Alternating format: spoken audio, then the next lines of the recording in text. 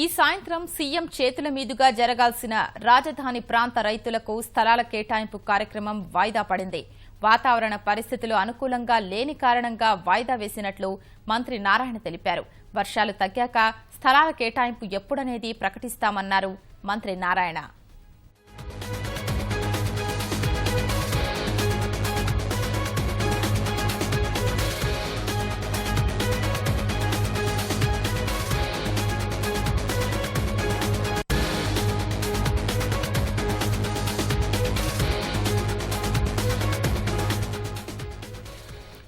ఈ సాయంత్రం సీఎం చేతుల మీదుగా జరగాల్సిన రాజధాని ప్రాంత రైతులకు స్థలాల కేటాయింపు కార్యక్రమం వాయిదా పడింది.